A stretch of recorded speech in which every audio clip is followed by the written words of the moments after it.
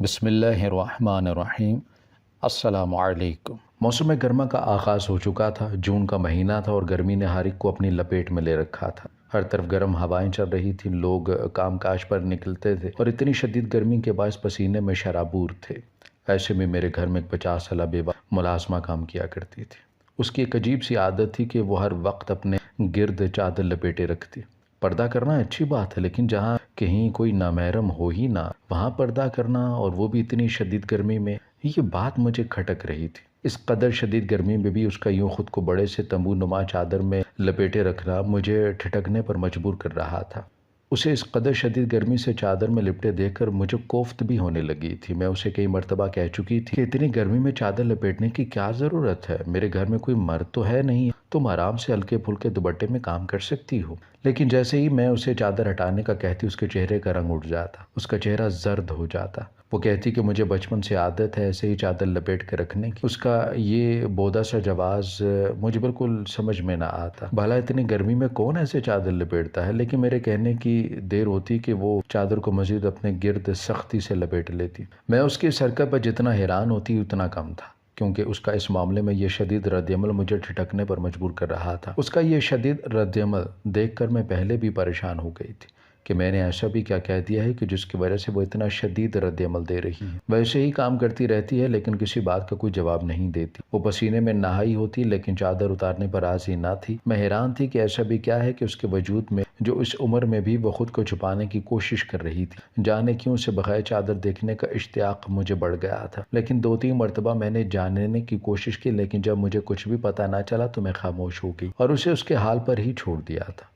اب اگر وہ چادر اتارنے پر راضی نہیں تھی تو میں زبردستی نہیں کر سکتی تھی، لیکن جو بھی تھا، اس عورت کا رویہ بڑا ہی مشکوک تھا۔ پتہ نہیں وہ کیا چھپا رہی تھی مجھ سے۔ تجسس تو ہوتا تھا جاننے کا، لیکن میں زبردستی کی قائل نہ تھی۔ ابھی کچھ ہی دن گزرے تھے کہ وہ اچانک میرے پاس آئی اور کہنے لگیں کہ میری بہو کو بچہ ہونے والا ہے تو مجھے 1 مہینے کی چھٹی چاہیے۔ یہ کوئی پہلی مرتبہ نہیں تھا، بلکہ یہ اس کا معمول بن چکا تھا کہ جو ہی 3 مہینے گزرتے وہ مجھ سے کہتی کہ میری بہو کا بچہ ہونے والا ہے، مجھے گھر جانا ہے۔ میں سوچ میں پڑ جاتی آخر ہر 3 مہینے بعد بچہ کیسے ہو جاتا ہے۔ بڑی حیران کن تھی۔ میں نے اسے پوچھا تھا، وہ کوئی جواب نہ دیتی اور اجازت مانگتی، لیکن میرے پاس اسے روکنے کے لیے کوئی وجہ بھی تو نہ ہوتی، تو میں اسے اجازت دے دیا کرتی اور وہ 1 ہفتے کے لیے اپنے گھر چلی جاتی۔ اصل حیرت تو مجھے تب ہوتی جب وہ 1 ہفتے بعد واپس آتی تو کافی نڈھال سی ہو جاتی اور اسے ٹھیک سے چلا تک نہ جاتا۔ اس کی حالت کے پیش نظر مجھے اکثر ایسا گمان ہوتا کہ بچہ اس کی بہو نے نہیں بلکہ اس نے خود پیدا کیا ہو، کیونکہ اس کی حالت ہی ایسی ہوتی، چہرہ زرد ہو جاتا وہ اور نڈھال سی ہو جاتی، نہ ٹھیک سے چلا جاتا اور نہ ہی وہ کوئی بات کر پاتی۔ میں اسے پوچھتی کہ کیا ہوا ہے تو وہ کوئی نہ کوئی بہانہ بنا دیتی۔ اس کے بہانے بے حد بوسیدہ ہوتے، لیکن اس کی عمر کا لحاظ کرتے ہوئے میں مجبوراً کچھ نہ کہتی اور کسی بھی قسم کا سوال جواب نہ کرتی۔ اور تو اور اس کی ایسی حالت تھی، اس کی وجہ سے میں اس سے بھی گھر کا کوئی کام نہ کروا پاتی اور اسے آرام کا کہتی تھی۔ وہ جانے مجھ سے کیا کیا چھپا رہی تھی، میں اس کے بارے میں کچھ بھی نہیں جانتی تھی، کیونکہ وہ تقریباً 2 سال پہلے ہی میرے گھر آئی تھی اور اس نے مجھ سے کہا کہ میں بیوہ ہوں اور مجھے کام کی ضرورت ہے۔ اس کی عمر کا خیال کرتے ہوئے میں نے بنا جانچ پڑتال کے ہی اسے نوکری پر رکھ لیا تھا۔ مجھے ملازمہ کی تو ضرورت نہیں تھی کیونکہ میرے گھر میں پہلے ہی 2 ملازمہ موجود تھیں، لیکن اس عورت کو دیکھ کر مجھے اس پر ترس آ گیا اور اسے گھر پر رسوئی کا کام دے دیا، کیونکہ اس عمر میں وہ اور کیا کام کر سکتی تھی۔ اس نے کہا کہ وہ کھانا اچھا بنا لیتی ہے، تو میں نے سوچا کہ وہ کھانا ہی بنا کر کیا کرے، اور میں نے مہینے کی اس کو تنخواہ باندھ دی۔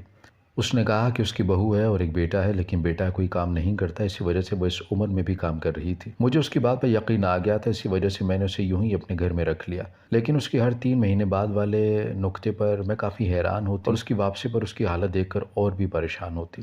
وہ 2 یا 3 دن آرام کیا کرتی اور پھر دوبارہ سے اپنے کام پر لگ جاتی۔ تقریباً 2 سالوں سے یہی معمول تھا۔ پہلے تو مجھے کوئی خاص دلچسپی نہیں تھی، لیکن پھر آہستہ آہستہ جب یہ معمول ہی بن گیا تو میں حیران ہوئی اور ساتھ تجسس کا بھی شکار ہو گئی کہ آخر یہ سب ہو کیا رہا ہے۔ اس مرتبہ جب میری ملازمہ نے مجھ سے 1 ہفتے کی چھٹی مانگی تو میں نے انکار کر دیا اور کہا کہ اس مرتبہ تم کہیں نہیں جاؤ گی اور یہیں رہو گی۔ میری بات سن کر وہ ایک دم پریشان ہو گئی۔ اس کے چہرے کی رنگت اڑ گئی تھی اور اس کے چہرے کے تاثرات دیکھ کر میں ایک پل کو ڈر گئی تھی۔ بھلا اگر اس بار وہ نہ جاتی تو وہ کون سی قیامت ٹوٹ جانی تھی۔ ابھی میں یہی سوچ رہی تھی کہ اس کی اگلی حرکت پر میں بے ساختہ میرے منہ سے چیخ نکل گئی۔ ڈر کے باعث میرا دل اچھل کے حلقے میں آ گیا جب میں نے اچانک اسے اپنے پیروں کے قریب بیٹھے ہوئے دیکھا۔ وہ اچانک سے ہی میرے پیروں میں آ گری اور کہنے لگیں کہ باجی مجھ پر یہ ظلم نہ کریں، مجھے جانے دیں، میرا جانا بہت ضروری ہے، اگر میں نہ گئی تو بہت بڑی قیامت آ جائے گی۔ اس کے الفاظ سن کر میں دنگ رہ گیا۔ اس کی بات سن کر مجھے جھٹکا تو لگا تھا اور میں سوچنے پر مجبور بھی ہو گئی تھی کہ بھلا ایسا بھی کیا تھا وہاں جو وہ بوڑھی عورت میرے پیر پکڑنے پر مجبور ہو گئی تھی۔ اب کہ مجھے واقعی دال میں کچھ کالا لگ رہا تھا، اس کی منتیں دیکھتے ہوئے میں نے اس سے جانے کی اجازت دے دی۔ میرا ارادہ تو اس پر نظر رکھنے کا تھا، لیکن کسی مجبوری کی وجہ سے میں ایسا نہ کر پائی۔ ہاں، لیکن میں اس کی واپسی کا انتظار کرنے لگی۔ اس ایک ہفتے میں مجھے جانے کیوں تجسس نے اپنے گھیرے میں لے رکھا تھا۔ وہ محض ایک ملازمہ تھی، بھلا وہ جو بھی کرتی مجھے کیوں اتنا تجسس ہو رہا تھا؟ میں شدت سے اس کی واپسی کا انتظار کر رہی تھی۔ میں جاننا چاہتی تھی کہ ایسا کون سا ضروری کام تھا، اگر وہ نہ جاتی تو قیامت ہی آ جاتی۔ اس کے الفاظ یاد کر کے مجھے جھرجھری سی آئی۔ اس کے انتظار میں ایک ہفتہ بے حد مشکل تھا۔ جب ٹھیک ایک ہفتے بعد وہ واپس آئی تو اس مرتبہ اس کی حالت پہلے سے بھی زیادہ خراب تھی۔ اس کی حالت دیکھ کے مجھے واقعی حیرت کا جھٹکا لگا۔ وہ ٹھیک سے چل بھی نہیں پا رہی، اس کی آنکھیں لہو رنگ ہو رہی تھی جیسے نشہ کر کے آئی ہو۔ یہاں تک کہ جب وہ یہاں آئی تو آتے ہی سیدھا اپنے سرونٹ کوارٹر میں چلی گئی۔ میں حیران ہوئی کیونکہ آج سے پہلے ایسا کبھی نہ ہوا تھا۔ وہ چاہے بیمار ہی کیوں نہ ہوتی، لیکن میرے گھر آتے ہی سب سے پہلے مجھ سے ملتی اور اپنی طبیعت خرابی کا کہتی، اور پھر میں مجبوراً اسے 2 یا 3 دن آرام کی اجازت دے دیا کرتی۔ لیکن اس مرتبہ تو اس عورت نے حد ہی کر دی تھی۔ کمرے میں کیا گئی، باہر آنے کا نام ہی نہیں لے رہی تھی، اور پھر پورا دن وہ وہاں سے باہر نہ نکلی۔ میں پریشان ہو گئی کہ آخر یہ سب کیا ہوا ہے، پہلے تو ایسا کبھی نہ تھا۔ وہ جب بھی آتی بیمار ہوتی، لیکن پھر بھی کام کرنے کی کوشش تو کیا کرتی تھی۔ لیکن اس مرتبہ تو وہ کام کرنا تو دور کی بات، اس نے مجھ سے سلام دعا لینا بھی ضروری نہیں سمجھا۔ اس کی حالت خراب تھی یہ تو میں دیکھ چکی تھی، لیکن اب کہ مجھے حیرت ہو رہی تھی کہ بھلا اس کی بہو کا بچہ ہونا تھا تو وہ کیوں اتنی بیمار لگ رہی ہے۔ اب کہ میں نے اسے صاف صاف بات کرنے کا سوچا اور اس کے باہر آنے کا انتظار کرنے لگی۔ دن گزر گیا اور رات ہو گئی تھی، لیکن وہ صبح سے اپنے کمرے میں ہی بند تھی۔ مجھے پریشانی ہونے لگی۔ میں نے دوسری ملازمہ کے ہاتھ اس کے لیے کھانا بھجوا دیا اور اس سے صبح بات کرنے کا ارادہ باندھتے ہوئے اپنے کمرے میں آ کر سو گئی۔ صبح جب اٹھی تو میں نے ملازمہ سے اس کے بارے میں پوچھا تو اس نے بتایا کہ رات اس نے دروازہ نہیں کھولا تھا اور نہ ہی کھانا کھایا تھا۔ میں نے دروازہ کھٹکھٹایا تھا اور کافی آوازیں بھی دی تھی، لیکن اندر سے کوئی آواز نہیں آئی، تو میں کھانا واپس لے آئی تھی اور اپنے کمرے میں جا کر سو گئی تھی۔ یہ سب سن کر مجھے واقعی حیرانگی ہوئی تھی، کیونکہ ملازمہ کبھی بھی اپنے کمرے کو لاک نہیں کیا کرتے تھے۔ مجھے کسی انہونی کا شدت سے احساس ہوا تو میں نے اس کمرے کی چابی نکالی اور اس کے کمرے کی جانب بڑھ گئی۔ جب میں نے کمرے کا دروازہ کھولا تو بے ساختہ میری چیخیں نکل گئی، کیونکہ سامنے ہی وہ فرش پر خون میں لت پت پڑی تھی۔ اس کی حالت قدر خراب تھی، فرش پر بھی خون پڑا تھا۔ یہ سب دیکھ کر میری آنکھیں ابل پڑی، میرے حواس معطل ہونے لگے۔ میرے لیے یہ سب دیکھنا کسی عذاب سے کم نہ تھا۔ اس عمر میں اس کا یوں خون میں لت پت ہونا، یہ سب دیکھ کر مجھے جانے کیوں گہرے صدمہ پہنچا تھا۔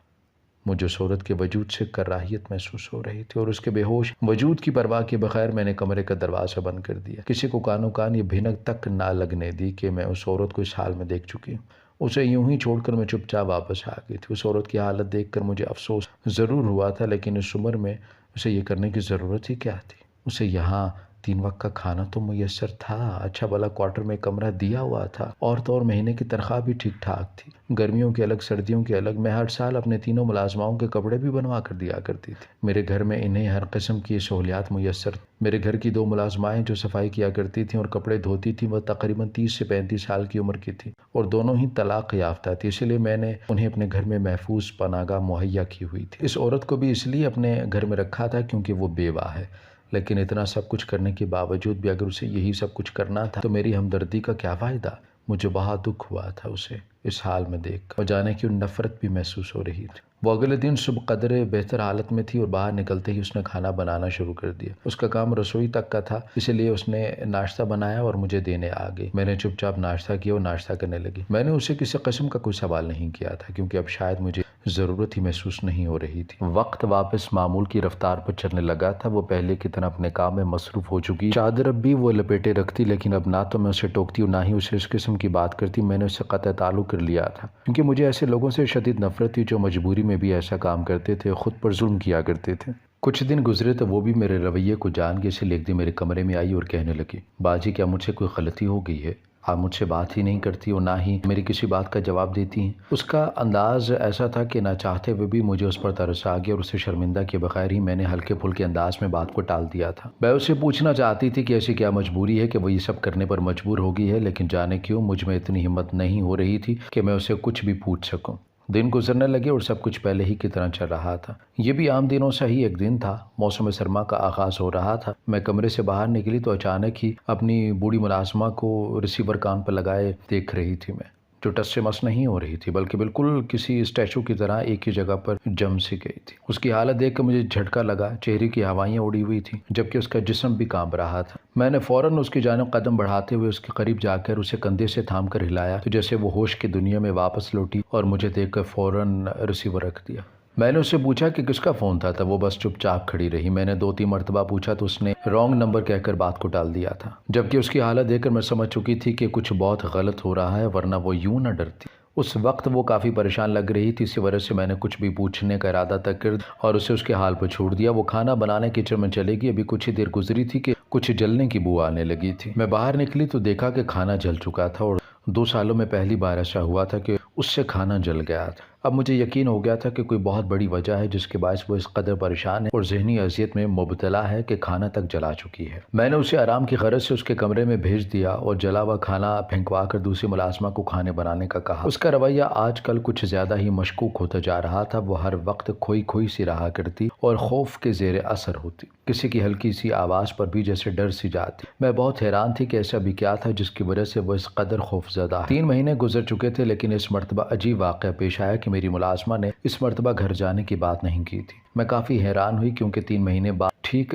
1 تاریخ کو ہی وہ اپنے گھر جایا کرتی تھی کہ بہو کا کہہ کر، لیکن اس مرتبہ اس نے بھی ایسی کوئی بات نہیں کی تھی۔ میں پریشان ہو گئی، لیکن ایک دن اچانک میں نے اسے گھر کے لینڈ لائن نمبر پر کسی سے بات کرتے سنا۔ اس کی بات سن کر میرے پیروں تلے سے زمین سرک گئی۔ میں نے حیرت و بے یقینی سے اس عورت کو دیکھا جو عمر کے لحاظ سے میری ماں کی عمر کی تھی۔ میں فوراً سے پلر کی آڑ میں چھپ گئی اور اس کی باتیں سننے لگی۔ جیسے جیسے اس کی بات میری سمجھ میں آنے لگی مجھے لگا کہ جیسے آسمان میرے سر پر آن گرا ہو۔ میں اس عورت کو کیا سمجھتی رہی اور وہ کیا نکلی؟ مجھے در حقیقت اس عورت سے شدید نفرت محسوس ہو رہی تھی۔ اگلے دن صبح ہوتے ہی وہ میرے پاس آئی اور مجھ سے کہنے لگیں کہ اسے اپنے گاؤں جانا ہے۔ اس بار وہی بہانہ بنایا، لیکن اس مرتبہ میں سری حقیقت جاننے کے لیے خود بھی تجسس میں تھی، اس لیے اسے جانے کی اجازت دی۔ جیسے ہی وہ گھر سے نکلی تھی میں چوری چھپ کے اس کے پیچھے ہی نکل گئی۔ اس نے ایک رکشہ روکا اور اس میں بیٹھ گئی۔ میں نے بھی اس کا پیچھا کیا تو وہ ایک گاؤں کی طرف مڑ گئے۔ جیسے ہی رکشہ رکا وہ نیچے اتری اور احتیاط سے دائیں بائیں دیکھتے ہوئے اس نے رکشے والے کے ساتھ نہ جانے کون سی راز و نیاز کی باتیں کرنے لگی۔ میں پیدل ہی اس کا پیچھا کر رہی تھی۔ وہ گاؤں کی کچی گلیوں پر قدم قدم جماتی مگر یہاں وہاں دیکھ رہی تھی۔ اسے یہاں تک پہنچتے ہوئے رات ہو گئی تھی کیونکہ وہ شام کے وقت گھر سے نکلی تھی۔ احتیاط سے یہاں وہاں دیکھتی اچانک وہ گھر کے دروازے کے پاس رکی اور دروازہ کھٹکھٹایا۔ اندر سے کوئی لڑکی نکلی تھی اور پھر وہ اس لڑکی کے ساتھ ہی خود ہی اندر چلی گئی۔ کچھ دیر گزری میں وہیں اس کا انتظار کر رہی تھی جب اچانک ڈوبتی سے گھر کا دروازہ کھلا اور اندر سے 2 کم سن حسین ترین لڑکیاں نکلیں۔ جیسے ہی انہوں نے گھر سے باہر قدم نکالے ایک کالے رنگ کی گاڑی ان کے پاس آ کھڑی ہوئی۔ وہ دونوں اس گاڑی میں بیٹھ گئی۔ کچھ دیر میں وہ دونوں گاڑی سمیت وہاں سے جا چکی تھی۔ میں ہونکوں کی طرح وہاں کھڑی رہی جب ملازمہ گھر سے نکلی اور واپس کچھ دور اسی رکشے میں بیٹھ گئی جس میں وہ یہاں تک آئی تھی۔ میں نے فوراً اس کا پیچھا کیا تو وہ دور ایک خیر آباد علاقے میں داخل ہوئی۔ یہ اس گاؤں سے کافی دور قدر شہر والی سائڈ پر تھا جہاں ہر سو خوشگوار ماحول تھا۔ رکشہ ایک نہایت ہی خوبصورت بنگلے کے سامنے رکا۔ یہ سب دیکھ کر میری آنکھیں حیرت سے پھیل گئی۔ جب وہ اس رکشے سے اتری، وہاں اتر کر اس نے رکشے والے کو پیسے دیے تو وہ وہاں سے چلا گیا، جبکہ وہ عورت اب اس گھر کے اندر داخل ہو رہی تھی۔ وہ گھر نہیں بنگلہ تھا جو نہایت شاندار طریقے سے بنایا گیا تھا۔ وہ عورت اندر داخل ہوئی تو دروازہ کھلا ہی چھوڑ دیا۔ شاید میری خوش قسمتی ہوئی تھی کہ دروازہ کھلا ہوا تھا۔ جو ہی میں اندر داخل ہوئی تو وہاں عورتوں کا رش لگا ہوا تھا، لیکن جیسے ہی میں نے اندر جھانکا تو میرے پیروں تلے سے زمین کھسک گئی کیونکہ وہ عورت اپنے گرد سے چادر ہٹا چکی تھی۔ اس کے وجود کو دیکھ کر میری آنکھیں باہر ابلنے کو تھی۔ وہاں عورتوں کا مجمع لگا ہوا تھا۔ وہ عورت ایک کمرے کی جانب بڑھ گئی تھی جبکہ باقی سر جھکائے کھڑی تھی۔ یہ منظر اس قدر حیران کن تھا کہ مجھے یقین نہیں آ رہا تھا جو میں سوچ رہی تھی۔ اگر وہ سچ تھا تو یہ سوچ کر ہی میری روح کانپ گئی۔ کچھ دیر بعد اس کمرے سے قدر خوبصورت سی حسین ترین تقریباً 26-27 لڑکیاں نکلیں۔ اسے دیکھ کر میری آنکھیں حیرت کی زیادتی سے بے ساختہ ہی کھلی کی کھلی رہ گئی تھی، جبکہ وہ عورت اپنے سر سے نکلی بال اتار رہی تھی۔ میں پھٹی پھٹی آنکھوں سے یہ منظر دیکھ رہی تھی۔ وہ فریش سی میرے سامنے کالے رنگ کی پینٹ شرٹ پہنے ہوئی کھڑی تھی۔ وہ واقعاً بے تحاشا خوبصورت تھی، لیکن یہ ماننا بے حد مشکل تھا کہ ابھی کچھ دیر پہلے جو اندر گئی تھی وہ 50 سالہ بوڑھی عورت نہیں بلکہ یہ 27 سالہ حسین لڑکی تھی۔